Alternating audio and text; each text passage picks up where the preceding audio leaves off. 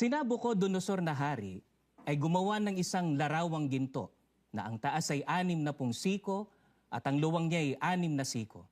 Kanyang itinayo sa kapatagan ng Dura sa lalawigan ng Babylonia. Nang magkagayoy, ang tagapagtanyag ay sumigaw ng malakas, "Sa inyo'y iniuutos o mga bayan, mga bansa at mga wika, na sa anumang oras na inyong marinig ang tunog ng korneta, ng plauta, ng alpa, ng sambuko, ng salteryo, ng gaita, at ng lahat ng sari-saring panugtog, kayo'y mangagpatira pa at magsisamba sa larawang ginto na itinayo ni Nabucodonosor na hari. At sino man na hindi magpatira pa at sumamba sa oras na yaon, ay ihahagi sa gitna ng mabangis na hurnong nagniningas. Hindi po sumusunod sa utos ninyo sina Shadrach, Meshach at Abednego, ang mga Hudyong inilagay ninyo bilang mga tagapamahala sa Babylonia. Hindi po sila naglilingkod sa inyong Diyos, ni sumasamba sa ipinagawa ninyong ribultong ginto." Si Nabucodonosor ay sumagot at nagsabi sa kanila, "Sinasadya nga ba ninyo, o Shadrach, Meshach at Abednego, na kayo'y hindi mangaglilingkod sa aking Diyos, ni magsisisamba man sa larawang ginto na aking itinayo?" Sinabi ni na Shadrach, Meshach at Abednego, "Mahal na Haring Nebukadnezar, wala po kaming masasabi sa inyo tungkol sa bagay na ito. Gawin ninyo kung yan ang gusto ninyo.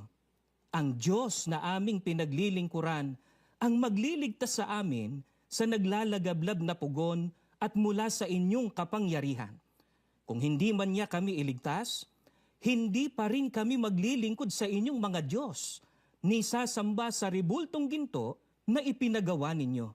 Namula ang mukha ni Haring Nebukadnezar sa tindi ng galit kina Shadrach, Meshach at Abednego.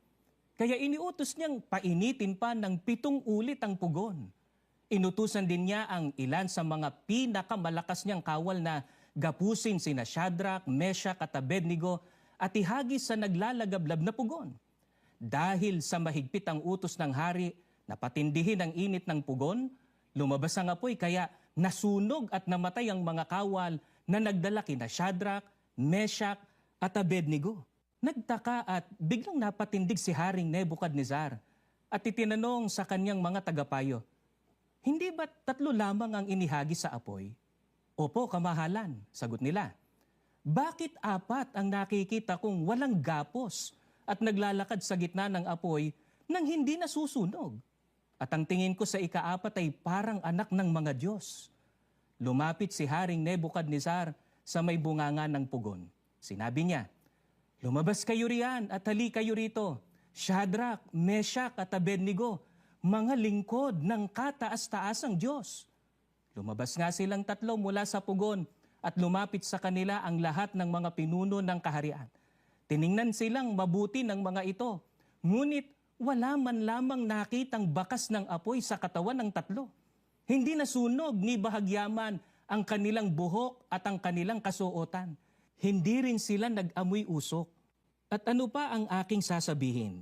Sapagkat kukulangin ako ng panahon kung sasaysayin ko ang tungkol kay Gideon, kay Barak, kay Samson, kay Hefte, tungkol kay David at kay Samuel at sa mga propeta, na ang mga ito, sa pamamagitan ng pananampalataya'y nagsilupig ng mga kaharian, nagsigawa ng katwiran, nangagtamo ng mga pangako, nangagtikom ng mga bibig ng mga leon, nagsipatay ng bisa ng apoy, nangakatanan sa talim ng tabak, nagsilakas sa kahinaan, naging mga makapangyarihan sa pakikipagbaka, nangagpaurong ng mga hukbong taga-ibang lupa. Sa pamamagitan ng pananampalataya, ang bayang Israel ay nagtiwala sa Diyos at lumakad sa dagat na pula na kasing dali ng tila sila ay nasa tuyong lupa. Subalit nang subukin yun ng mga Ehipsyo, lahat sila'y nangalunod. Dahil sa kanilang pananampalataya sa gagawin ng Diyos, ang mga pader ng Jericho ay bumagsak pagkatapos na magmarcha sa paligid ng mga ito ang mga tao sa bayan sa loob ng 7 araw.